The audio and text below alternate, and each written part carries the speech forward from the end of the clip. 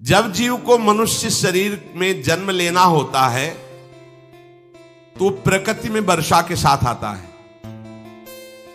प्रकृति में वर्षा के साथ आया और फसल में मूली, गाजर, गेहूं, अन्न, इनमें वो जीव प्रवेश करता है और उसे माता पिता दोनों पाते हैं। तो सप्तम धातु वीर के रूप में परिणित होता है जीव।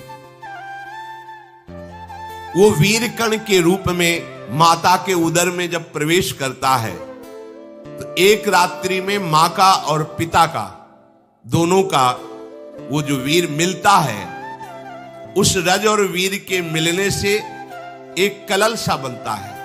5 रात्रि व्यतीत होने के बाद एक बुदबुदा सा बनता है।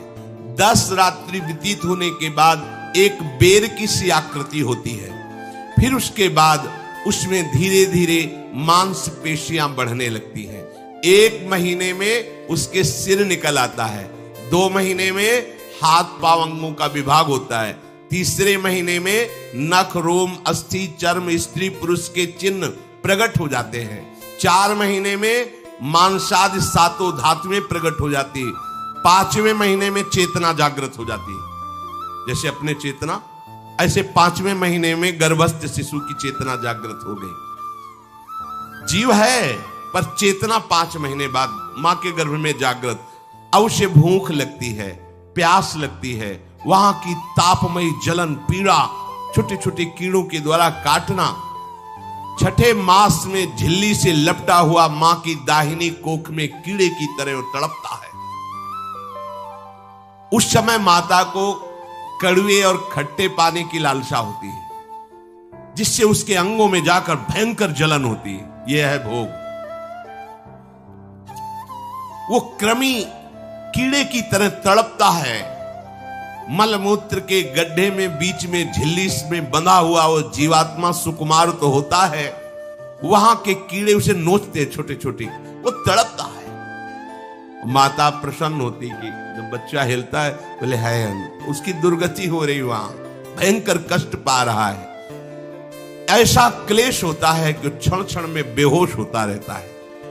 माता के खाए हुए कड़वे, तीखे, गरम, नमकीन, रूखे, खट्टे, यही पदार्थ पाने की इच्छा होती है माता, क्योंकि उसको भोग भोगना है। उसके कोमल शरीर में भयानक पीड़ा होती है जब माता ऐसे पदार्थ खाती है। गर्भाशय की झिल्ली में लिपटा हुआ, आंतों और मलमूत्र से घिरा हुआ सिर, पेट की और पीठ और गर्दन एक कुंडलाकार, ऐसे कंकण जैसा, ऐसी आकृति गर्भस्थ शिशु की होती है। पिंजड़े में बंद पक्षी के समान पराधीन, ना तो वो हिलडुल सकता है ना बोल सकता है, बड़ा असमर्थ दुख को भोग रहा है। चेतना पूरी है। इसी समय भगवान द्रवित होकर उसे ज्ञान देते हैं, गर्भस्थ शिशु को, सबको। जी उसे ज्ञान होता है तो सैकड़ों जन्म के कुकर्मों से याद आते हैं, सैकड़ों जन्म के। ओहो, ये मेरे कर्म का ही फल, मैंने ऐसे कर्म किए इसलिए दुख भोग रहा हूं। बेचैन हो जाता है, कैसे निपट पाऊंगा, सैकड़ों जन्म के कर्म जमा है। अब महान अशांति उसके हृदय में, उस शरीर में भयंकर पीड़ा। कुंडलाकार शरीर है, हिल भी नहीं सकता है, बस कीड़े काटते, बड़ी तड़पन, बड़ी जलन, भूख प्यास की जलन। अब एक और भयानक जलन हुई, उसे स्मरण हो जाता है कई जन्मों के, सैकड़ों जन्मों के पाप कर्मों का। 7वां महीना आरंभ हुआ कि ज्ञान का उन्मेष हो गया। अब प्रसूति वायु उसे चला रही है, तड़पता है वो। सप्त धातु में स्थूल शरीर से बंधा हुआ वो जीव भयभीत होकर के पुकारता है, अगर कोई भगवान है तो एक बार मुझे यहां से निकाल दे। वो विनय करता है भगवान से, कोई अगर भगवान है जिसने मुझे इस बंधन में डाला है, एक बार निकाल दे, यहां से जाके केवल भजन करूंगा। जीव कहता, जंतुरुवाच तस्योपशन्नमवितुम जगदिच्छयात् नाना तनोर्भुवि चलच्चरणारविंदम सोहम ब्रजामि शरणम रकुतो भयम में येने दृशी गतिरदर्श सतोनुरूपा। हे प्रभु, मैं बड़ा अधम हूं। ये ज्ञान भगवान की तरफ से गर्भस्थ शिशु को होता है। देखो, स्वयं वो इतना कष्ट पा रहा है, फिर जब आप गर्भ हत्या करते हैं तो आपका पाप कितना बड़ा होगा, सोचो। सब माताओं से विनय है, संयम से रहो, सावधान रहो। ये हत्या ऐसी नहीं कि तुम्हारे दान पुण्य से क्षमा हो जाएगी। ये जो भ्रूण हत्या है, गर्भ हत्या है, बहुत बड़ा पाप है। आप लोग अज्ञान के कारण इसको ध्यान नहीं देते, इसे खिलवाड़ समझते हो। कितना ज्ञान है। बेटी ही मां है, बेटी ही बहन है, बेटी ही पत्नी बनती है, बेटी ही किसी के जीवन को धारण करने वाली बनती है। और आपने गर्भ में देख लिया बेटी है, तुम स्वयं मां होकर उसका साथ दे रहे हो, उसका नष्ट करने के लिए। हमारी तो बात ही समझ में नहीं आती, क्या बुद्धि भ्रष्ट हो गई। अगर पुरुष का इतना महत्व है तो बेटियां ना हो तो तुम्हारी कौन सी गति होगी, सोचो जरा। जीना मुश्किल हो जाएगा तुम्हारा। तुम पुरुष किस काम के रह जाओगे। तुम्हारा अर्धांग काट दिया जाए तो तुम कैसे होगे। ये स्त्री स्वरूप अर्धांग है। जिस घर में मां बहन नहीं है, स्त्री स्वरूप नहीं, श्मशान जैसा वो होता है। ध्यान दीजिए, ये बहुत बड़ी गलती है जो अपनी बेटियों की हत्या करते हैं। ये वो पाप है जो अक्षम्य अपराध है। स्त्री हत्या करना शास्त्रों में बहुत बड़ा पाप कहा गया है। फिर वो तो बच्चा है, बिल्कुल नहीं। जिनसे हो गया है, श्रीमद् भागवत का सप्ताह मूल संस्कृत से सुनो और भगवान से प्रायश्चित प्रार्थना करो कि हे नाथ, भूल से गलती हो गई, दूसरा कोई उपाय नहीं। ध्यान से समझ लीजिए, तुम्हारे भ्रूण हत्या, गर्भ हत्या के पाप को नष्ट करने में एकमात्र श्रीमद् भागवत समर्थ है, दूसरा कोई नहीं। कोई दान पुण्य तीर्थ स्नान तुम्हें क्षमा नहीं कर पाएगा। यह ऐसा महापाप है। अगर हृदय में जलन करके और मूल संस्कृत के द्वारा पूरी 7 दिन में भागवत श्रवण की जाए नियम से, तो भागवत समर्थ है, इस हत्या के पाप से भी आपको मुक्त कर देगी। जिनके ऐसे हत्या हो गई हो, करवा लो, नहीं तो बुद्धि आगे भ्रष्ट करके तुम्हें हरि गुरु से विमुख कर देगा। ये पाप ऐसा नहीं कि तुम्हें 2-4 माला घुमाने से क्षमा हो जाएगा। ये महत अपराध है। सबकी समझ में नहीं आता, समझ जाओ, नहीं तो आप जहां भी हो वहीं से भ्रष्ट कर देगा। ये अपराध नष्ट नहीं होगा, श्रीमद् भागवत की कृपा से नष्ट हो जाएगा। यह हमें बहुत विश्वास है। श्रीमद् भागवत सप्ताह की यह है ही महामहिम। प्रेत योनि को प्राप्त धुंधकारी को सीधे भगवत पार्षद स्वरूप देकर परम पद में आरूढ़ कर दिया। केवल 7 दिन की मूल संस्कृत एक भी श्लोक नहीं छूटना चाहिए। अगर सप्ताहिकी का पारायण हो तो इस भ्रूण हत्या, गर्भ हत्या से भी निवृत्ति मिल जाए। अब वो जीव भगवान को पुकारता है, मैं बड़ा नीच अधम हूं।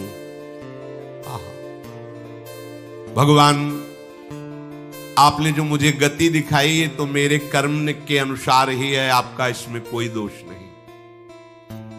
हम लोग जब कष्ट भोगते तो भगवान से कहते हैं हमने तुम्हारा क्या बिगाड़ा। भगवान ने नहीं बिगाड़ा, तू खुद देख क्या बिगाड़ लिया अपना। करो पापाचरण। अब देखो, हमने तो जीवन में कोई पाप नहीं किया और कितने गर्भ हत्या की है, कितनी खिलवाड़ समझे हो। ये बिल्कुल भयावह चीज है, आप लोगों को नहीं। हम बार बार इसीलिए कह रहे कि भयावह वस्तु है, तुम्हें बहुत ऊंचाई से घसीट के भ्रष्ट कर देगी। बहुत होश में हो, भूल के कभी ऐसा न करना जहां तक हमारी आवाज पहुंचे, जहां तक सुनाई दे। गर्भ हत्या मत करना, संयम से रहो। इस तरह का व्यवहार मत करो कि तुम्हारा मनुष्य जन्म ही व्यर्थ चला जाए। इसमें तीनों को बराबर दंड मिलेगा। गर्भ हत्या कराने वाला, गर्भ हत्या की प्रेरणा देने वाला और गर्भ हत्या में सहयोग देने वाला, जो औषधि डॉक्टर या जो भी, तीनों को दुर्गति होगी। माता, पिता, प्रेरक और कर्ता। ऐसा नहीं कि आप डॉक्टर हो तो आपको गर्भ हत्या करने का अधिकार नहीं। आप डॉक्टर हो दूसरे के शरीर को स्वस्थ करके निरोग करने के लिए, हत्या करने के लिए नहीं। कोई भी हमारा संविधान ऐसा आदेश नहीं करता कि आप गर्भ हत्या कर दो, ना भागवतिक और ना भारतीय संविधान। ऐसा संविधान आदेश नहीं करता। अब वो जीव कह रहा है कि प्रभु मेरे योग्य ही है, आपने जो मुझे दंड दिया है। मैंने सुना है कि आपकी शरण में जो आता है आप उसकी रक्षा कर लेते हैं। आपकी जो शरण में हो जाता है वो इस भूमि पर, भारत भूमि पर, विश्व पर निर्भय विचरण करता है। कोई उसे भय नहीं प्रदान कर सकता। प्रभु, मैं इस माता के उदर में माया का रहस्य न जानने के कारण ऐसे कर्म किए कि मैं आ गया हूं। बहुत दुख पा रहा हूं।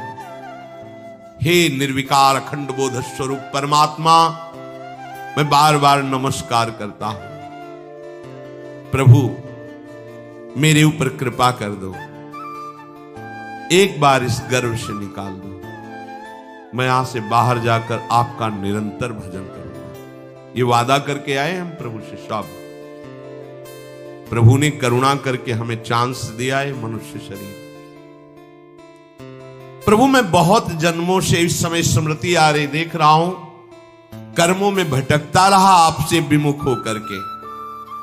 ये जो मुझे अभी ज्ञान हो रहा है केवल आपकी कृपा से तत्कालिक है। तत्कालिक, एक तत्कालिक वैराग्य होता है। जैसे कथा सुनी और मन में आया कि अब तो भजन ही करना है। ये तत्कालिक है, स्थायी नहीं है। इसे स्थायी बनाओ। प्रभु, आप अंतर्यामी हो, आप सब कुछ जान रहे हो।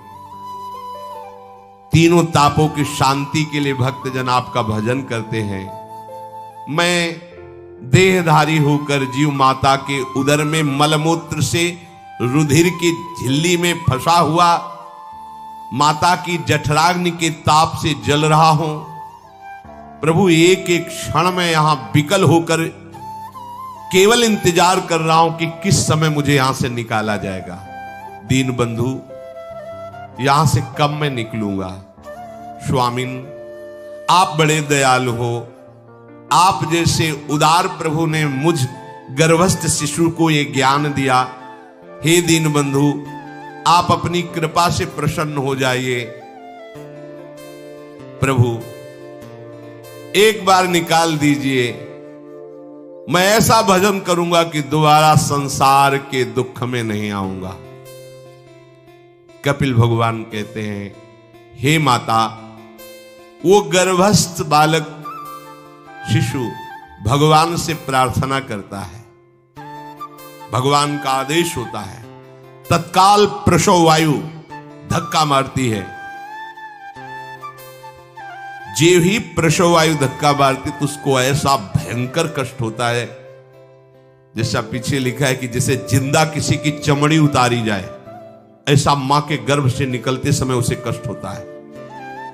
वो अत्यंत कष्ट से व्याकुल होता है। उसी समय उसका वो ज्ञान नष्ट हो जाता है जो भगवान ने दिया था।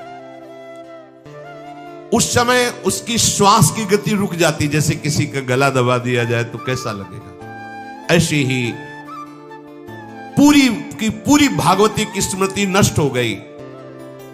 होश आया तब देखा कि वो बाहर पड़ा हुआ है, माता के उस मलमूत्र में सना हुआ विष्ठे की कीड़े की तरह। गर्भवास में जो दिव्य ज्ञान प्रकट हुआ था भगवान की कृपा से, वो सब नष्ट हो गया। भूमि परत भा ढाबर पानी, तिम जीवे माया लपटानी। चेतन आई तो रोने लगा। वो ज्ञान कहां गया? वो ज्ञानदाता कहां गया? वो कहता कहां कहां? बोले थाली बजाओ, बच्चा हुआ है। और वो तो रो रहा है कि कहां, वो ज्ञान कहां गया जिसके बल से मैं कह रहा था कि बाहर निकाल दो, मैं आपका भजन करूंगा। सब खत्म ज्ञान।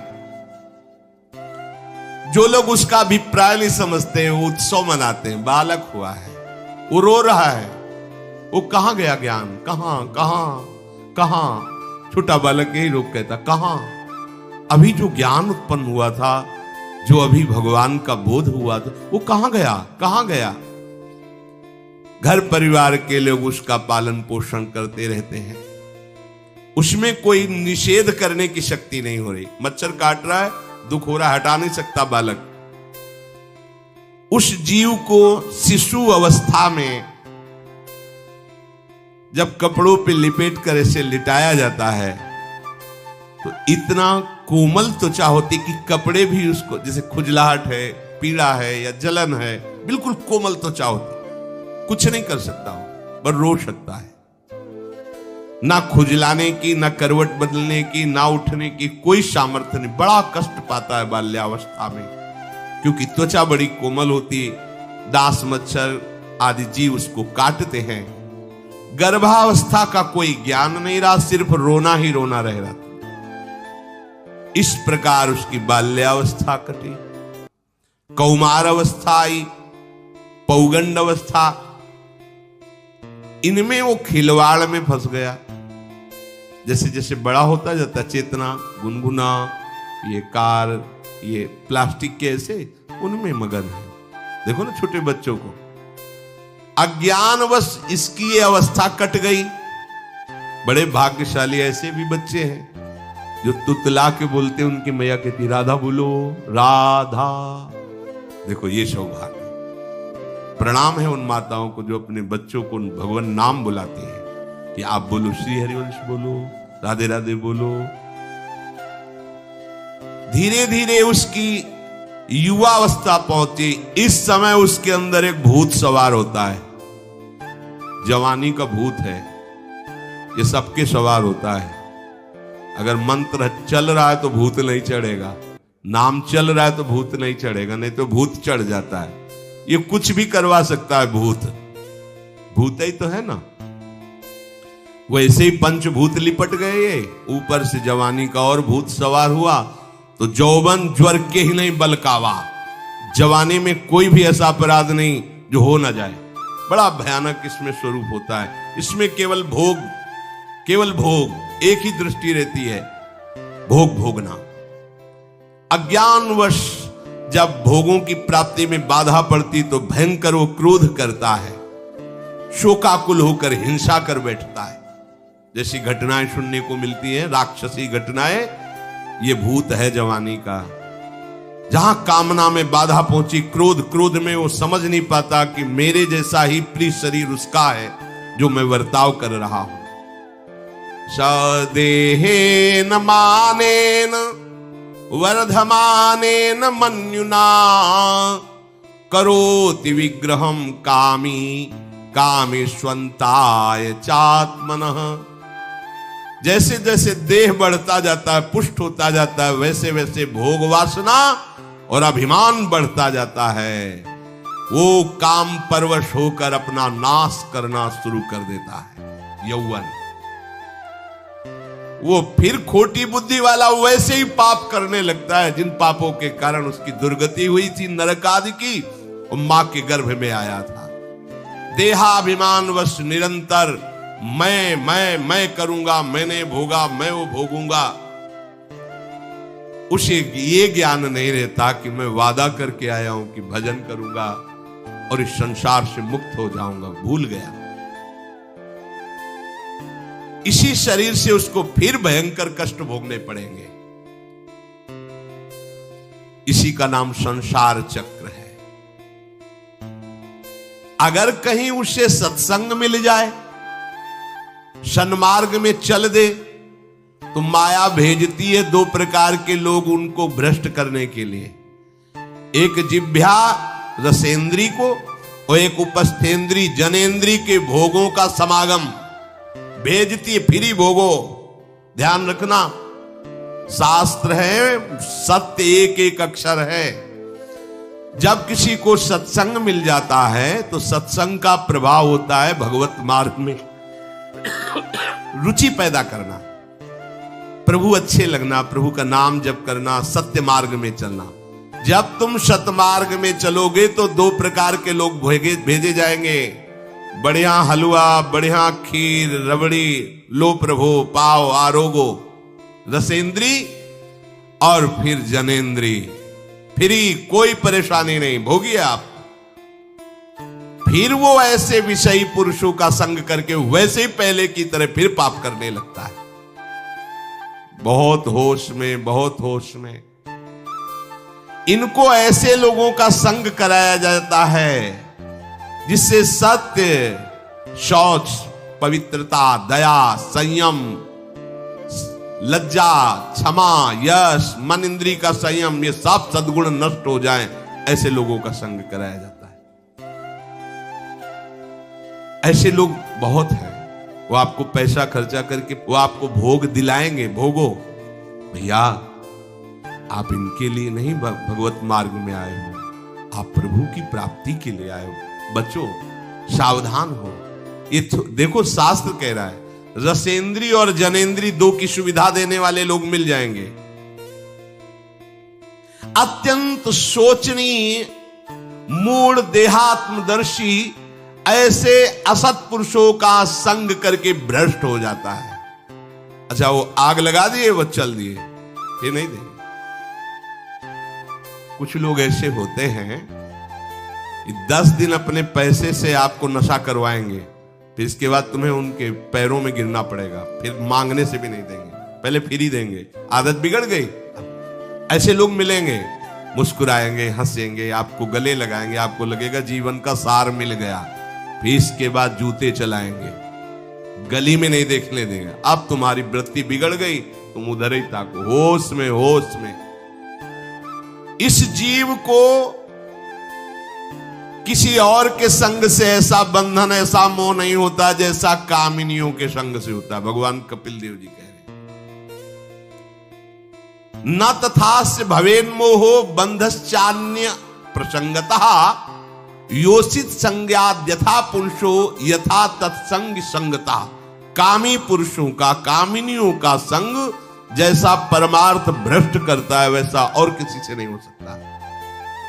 इसलिए तुम इतना अपने को मत साधक समझ लो कि हमारा कौन बिगाड़ सकता है। उदाहरण में दे रहे हैं, प्रजापति स्वाम दुहितरम दृष्ट्वा तद्रूप दर्शितः रोहित भूताम शोनवधा वदृक्ष रूपी हतत्रपहा। स्वयं प्रजापति भगवान ब्रह्मा जी ने अपनी पुत्री को जब देखा, प्रसंग था, सरस्वती जी, बहुत सुंदर सरस्वती जी, तो अपने को संभाल न सके। उनके रूप, लावण्य और यौवन के स्वरूप को देखकर भगवान ब्रह्मा जी आकर्षित हो गए। इसलिए दूसरों की तो बात ही क्या है, हम सब ब्रह्मा के ही बनाए हुए हैं, वो आकर्षित हो गए। इसलिए बलम में पश्चिमाया स्त्री मैया जैनो दिशाम या करोति पदाक्रांतान भूर्विजंभेण केवलम। हे माता, मेरी माया का बल देखो, जो अपने पैरों से विश्व को कुचल सकते हैं, ऐसे दिग्विजयों को अपने पैरों के नीचे कुचल दे, वो मेरी माया है। देखो, बलम में पश्चिमाया स्त्री मैया जैनो दिशाम, जो 10 दिशाओं पर विजय प्राप्त कर सकते, उनको भी घुटने टिकवा दे, ये मेरी माया है।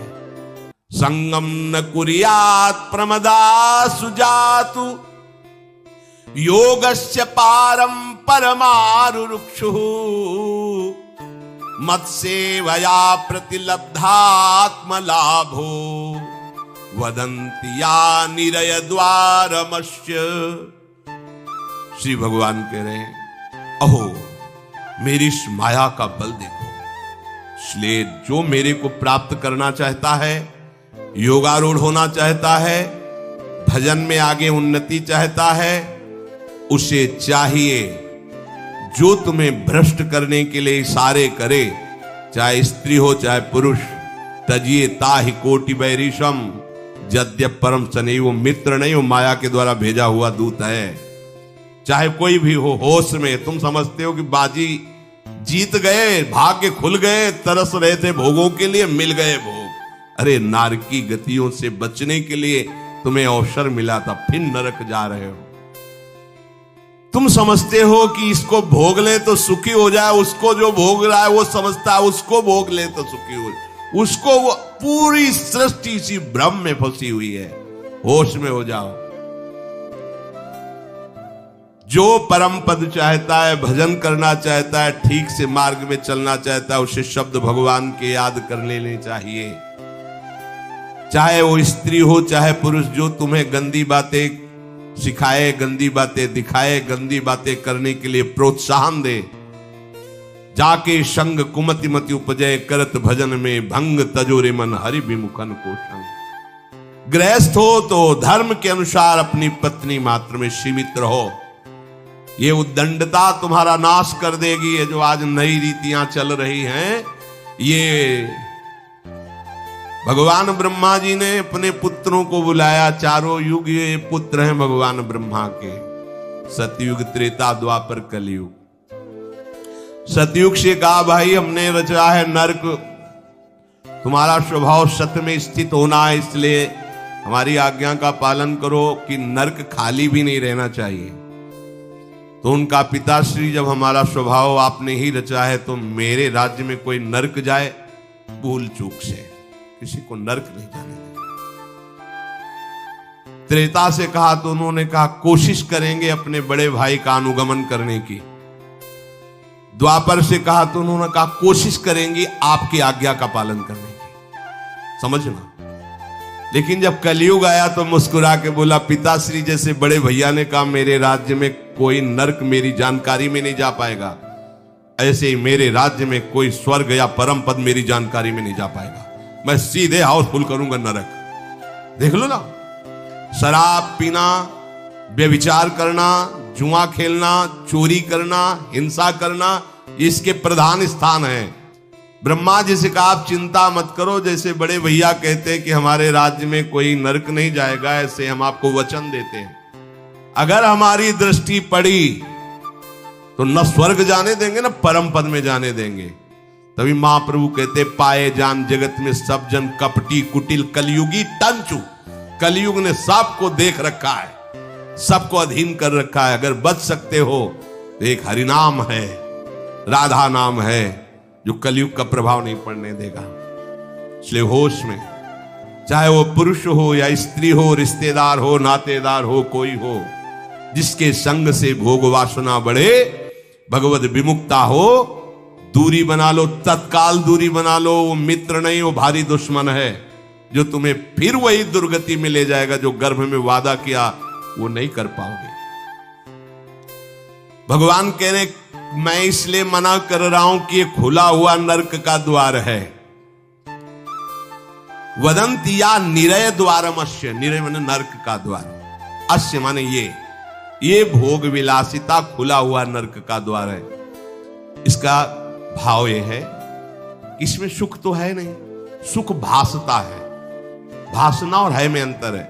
जैसे रेत में हम देखते हैं सूर्य की किरणें पड़ने पर निर्मल जल भासता है, और प्यास के कारण हम दौड़े तो वहां बालू ही मिलेगी, फिर आगे भासता है, फिर भागे तो फिर भागने से प्यास बढ़ती जाती है, पानी मिलता नहीं। ऐसे ही परस्पर आकर्षण में सुख भासता है, होता नहीं। जब हम उसको स्वीकार कर लेते हैं तो एक मन में उदासी आती कि यहां वो तो मिला नहीं जो चाह रहे थे, तो वो दूसरा दिखाता है, वो आगे वो उधर गया, तो फिर वो पूरा जीवन नष्ट हो जाता है। और मिला नहीं क्योंकि है नहीं, भासता है, सुख भासता है नहीं। प्रभु में सुख भासता नहीं, प्रभु में सुख है, भासता नहीं है। इसलिए जो भासता में लगे वो प्रभु में नहीं लग पाते, क्योंकि वहां भासता नहीं है, वहां भास रहा है, वो है नहीं। यहां है, भास नहीं रहा है तो है का परिचय नहीं है, इसलिए वो यहां लग। और जो लग गया, नाच नाच के मीरा जी कहती पायो जी पायो मैंने राम रतन धन। पति है। प्रथम रात्रि में मीरा जी ने राणा साहब से कहा कि आप हमारी बात शायद समझ सकते हो, आप हमें स्पर्श मत करना। मैंने सुहाग गिरधर के नाम का भरा है, मैं तुम्हारी पत्नी नहीं हूं। लोक व्यवहार के कारण तुम पति रूप में आए हो, मैं चाहती हूं कि तुम मेरा सहयोग करो। मैं एक पतिव्रता हूं गिरधर की। मेरे तो गिरधर गोपाल बैठे थे एक ही सैया में, उतर के चरणों में बैठ गए।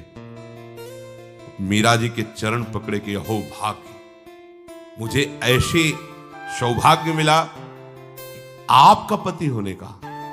एकांत में आप हमारी गुरु होंगी और समाज में आप पत्नी का स्वांग करेंगे, जिससे आपको विक्षेप नहीं पड़े। आजीवन निर्वाह किया। एकांत में गुरुवत मीरा जी के प्रति व्यवहार करते राणा साहब, और व्यवहार में मीरा जी पत्नी जैसा व्यवहार में बाहर, अंतर में ऐसी सदगति हुई राणा की जो बड़े बड़े योगियों को दुर्लभ है।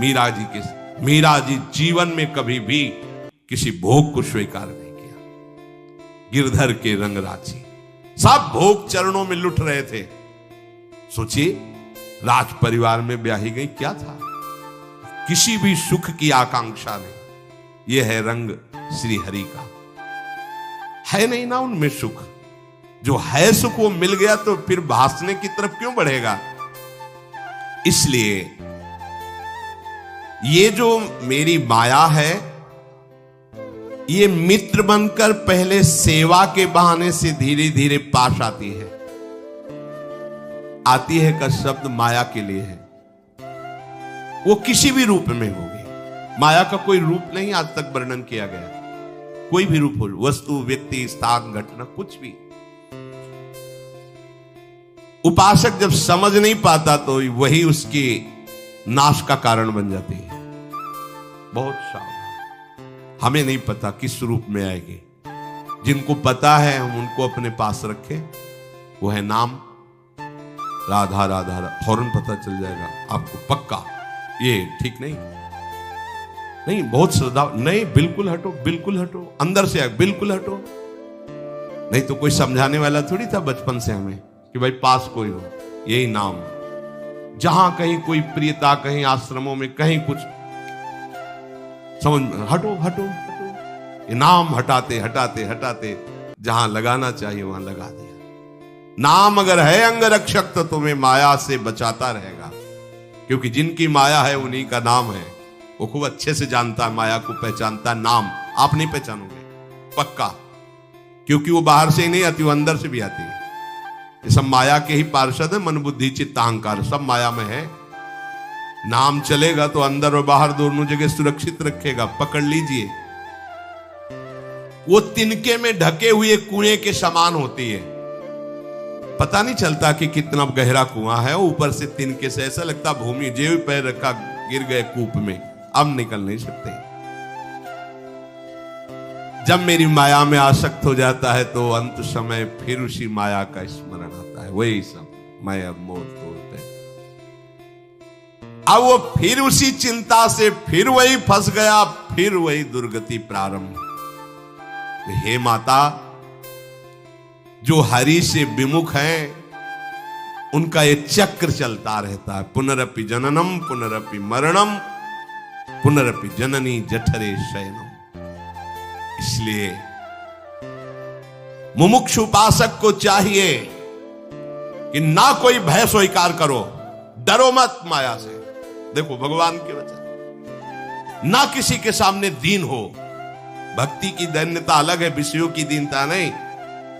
ये साधु में कभी नहीं हमने देखा, किसी भी साधु में ये नहीं। साधु है ये नहीं होगा जब मर जाए पक्का, और साधुता नहीं है तो फिर इतना ही है, फिर और रही क्या गया है। फिर साधुता में ये तो नहीं होता पक्का। हम कहते हैं बहुत हजारों संतों से मिले, ये नहीं होता।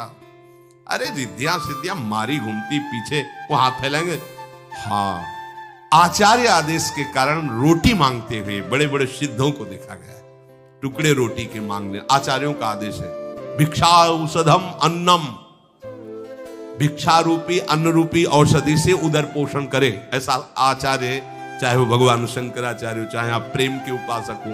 भूख लगेगो मांग खाऊंगो, गिनो न सांझ सवेरो, ब्रजवार छिन के जूठ टूक और घर घर छाछ महेरो, ऐसो कब करी हो। बस साधु 30 मिनट के लिए केवल भिक्षुक बनता है, 23.5 घंटा के लिए बादशाह रहता है। मिले तो ना मिले तो बस भिक्षा बादशाह। जाय न चाहे कबो कुछ तुम सन सहज सने, बसो निरंतर तासुर सुराउर निजगे। साक्षात भगवान हृदय में खेलते रहते हैं। दीनता नहीं होनी चाहिए। ये भागवतिक दैन्यता अलग है, ये दलिद्रता रूपी दीनता नहीं होनी चाहिए कि ठंडी लग रही कपड़ा दे दो, देखो हमें तीर्थ यात्रा करनी पैसा दे दो, हमें यज्ञ कर। कौन सी यज्ञ करनी तुम्हें? कौन सी यज्ञ? श्वासों को बोलो राधा राधा राधा, एक एक श्वास की आहुति, इससे बड़ी कोई यज्ञ होगी? पूरा जीवन समर्पित, इससे बड़ा कोई तीर्थ होगा? अरे जहां चरण रख दे वहां तीर्थ प्रकट हो जाए, ऐसी भक्ति की महिमा होती। तीर्थ ही कुर्वन्ति तीर्थानि। ये दीनता नहीं होती साधुओं में, पाखंड में होती है। दीनता साधुता में नहीं होती। इस विषय की ये दे दो बाबूजी, धिक्कार है, धिक्कार है। कहा वह मोर दासा करे तुच्छ नरन के आशा, तो कहो कहां रहा विश्वासा। जिसने बिना किसी सहयोग के एक सेकंड में अनंत ब्रह्मांडों को रच दिया, वो हमारे स्वामी है। इसके बाद तुम ऐसे मांगते घूमो, कहां दासता रही? भय, जिसके भय से मृत्यु भी भयभीत होकर काम कर रही, जिसके भय से सूर्य चंद्र प्रकाशित हो रहे, जिसके भय से पृथ्वी जल में नहीं डूब रही, वो हमारा स्वामी है। फिर हमें भय किससे? मोह, चराचर जगत मेरे प्रभु का अंश, बस इस बात से प्रीति है। कोई शारीरिक संबंध से नहीं, माता पिता भाई बंधु नहीं। हमारा संबंध नाते नेह राम के मनियत सुरत सुदेव। जहां लो जितने भी संबंध है, केवल आराध्य देव के संबंध से। बस निसंग भाव से वो फिर भगवत प्राप्त हो जाता है। ये सावधानी रखनी। निसंग भाव, कोई मित्र नहीं, कोई शत्रु नहीं। इस माया में संसार से मुक्त होने का यही उपाय है। भय नहीं, दीनता नहीं, मोह नहीं, किसी का संग नहीं, अपने श्यामा श्याम श्यामा श्याम श्यामा श्याम, उनके नाम की, उनके आश्रित। वो आगे से आगे ऐसा दुलार करते हैं, आपको सोचना ही नहीं पड़ेगा। जैसे माँ को पता है बाल भोग कब कराना है बच्चे को, कौन सी पोशाक धारण करानी है, कहाँ उसको खेलने ले जाना है, ऐसे ही हमारे प्रियालाल को पता है ये दास है, इसको कब क्या। सच्ची मानिए, आगे से आगे व्यवस्था उनकी। आश्चर्य में हो जाओगे आप जब अपना अहंकार उनको समर्पित कर दोगे। हम अहंकारी जीव अपने अहंकार के कारण धक्का खाते घूम रहे। नहीं, अखिल कोटि ब्रह्मांडों का सृजन करने वाला प्रभु है। 4 लाख योजन का एक पहाड़ केवल है, सोने का प्योर सोने का, मिलावट नहीं। 4 लाख योजन, एक योजन 4 कोस, एक कोस 3 किलोमीटर। कितना एक से एक रत्न इस पृथ्वी में है। ऐसे मालिक के गुलाम हो, ऐसे हाथ फैलाते घूमो। राधा राधा। इस शरीर को बहुत ध्यान से सुन लो। जो इस शरीर को निक्षेप माने धरोहर होता है, धरोहर की भांति। जैसे हम तुम्हें दे दें कि 500 रुपए रख लो, हमें जब काम लगेगा ले लेंगे, तो 500 रुपए रखे आपकी जेब में, लेकिन आप कभी उसे अपना नहीं मानेंगे। अगर कभी आवश्यकता पड़ी, किसी ने बताया कि 500 रुपए आपकी जेब में, नहीं, वो तो धरोहर है। जब वो मांग लेंगे तो उनको हम खर्चा, धरोहर का खर्चा स्वयं में नहीं किया जाता। ईमानदार आदमी धरोहर को जैसे रखा वही, ये नहीं कि हम 500 खर्चा कर लेते हैं फिर कमा के 500 दे देंगे, नहीं, वही सेम टू सेम वैसे ही वापस होगा। तो ये शरीर प्रभु की धरोहर है। सुधा निधि में भी एक श्लोक में आया है, ये प्रियाजू की धरोहर है। कबीरदास जी ने कहा है, चदरिया जैसी की तैसी धरि दीनी। जैसी दी थी प्रभु, हमने मलिन नहीं की, वैसे की वैसे वापस कर दी। तो क्या होगा उसका परिणाम? मोक्ष, भगवत प्राप्ति। इसे मलिन करने का अधिकार तुम्हें नहीं है। ये चदरिया जो मिली है, मनुष्य शरीर, ये भगवत प्राप्ति। इसे गंदा मत करो। शरीर को धरोहर की भांति रखकर, ये गुरु की संपत्ति है, ये इष्ट देव की संपत्ति। तन वांग मनोभिरमलई सोहम तविवासिता। ये शरीर, ये मन, ये वाणी हमारे गुरुदेव को समर्पित, उनकी आज्ञा के अनुसार चलना है। तो क्या होगा?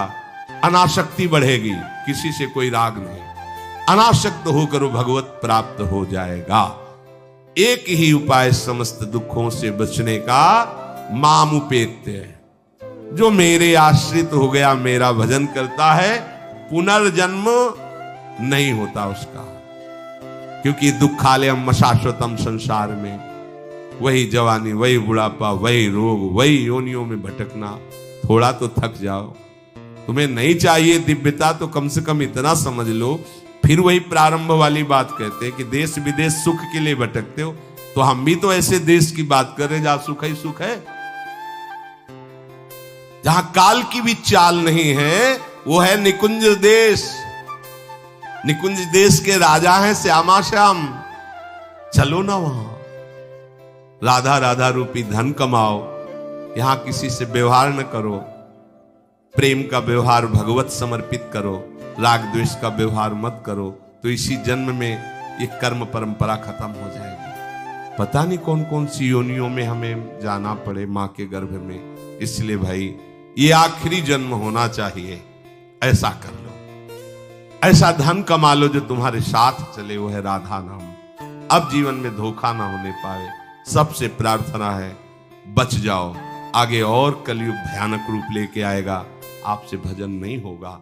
अभी देख लो, न खान पान पवित्र है, न संग पवित्र है, न दृश्य पवित्र है, आगे तो और भी। ये ऐसा समय पैदा करेगा कलयुग कि कोई राम कृष्ण हरि नाम सुनाई नहीं देगा। भाव भ्रष्टाचारा सब संसारा, धर्म सुने नहीं, कहीं स्वाहा स्वधा तो खत्म होता जा रहा है। देख लो, पहले यज्ञों की भरमार होती थी, कहां यज्ञ हो रहे हैं। ऐसे ही अभी सत्संग सुनने को मिल रहा है। कितने जगह सत्संग होता है, भगवत प्राप्ति का कितनी जगह सत्संग होता है, खोज लो आप पूरे भारत में। कितनी जगह शुद्ध शास्त्र सम्मत भगवत मार्ग की बात मिलेगी। कितने नाम जापक रह गए हैं। वास्तविक आगे चल करके आपको सपोर्ट ही नहीं मिलेगा भक्ति का। जैसे अभी डरने लगे कि अगर तिलक लगा के जाएंगे तो ऑफिस वाले क्या कहेंगे, स्कूल में तो कंठी और तिलक ही नहीं धारण करने दिया जाता, बच्चे कहते हैं। घर में कहते हैं तुम सुहागवती हो, कंठी तो विधवा धारण करती है। कैसा दुर्बुद्धि घर वाले। और ठाकुर सेवा, ये तो विधवाओं का काम होगा। सच्ची सौभाग्यवती वही है जिसने ठाकुर सेवा स्वीकार कर ली। सच्चा मंगल सूत्र कंठी ही है जिसने हरि का पहन लिया। कैसी मंद बुद्धि है लोगों की। ऐसी मतलब सौभाग्यवती भी कंठी पहन सकती है, तो हमें लगता है इससे बड़ा दुर्भाग्य क्या होगा, हम इसे सौभाग्य मानेंगे। राम हरि कृष्ण बोल न पावे, कंठी न धारण करे, रज न धारण करे, और उसे सौभाग्यवती। तो कौन सा सौभाग्य, मरण धर्मापति। कुछ दिन में वो भी मरेगा, फिर बनना क्या बनना, न भजन लायक रह जाओगे, न संसार लायक रह जाओगे। प्रार्थना मान लो, थोड़ा कड़ुआ लगेगा लेकिन बहुत मीठा है परिणाम इसका। यत् अग्रे विस्मयो परिणामे अमृतोपमम्। जिसमें शुरुआत विष जैसी लगे, उसका परिणाम अमृत में होता है। खूब भजन करो और इसी जन्म में श्री जी को प्राप्त करो। श्री राधा वल्लभ लाल।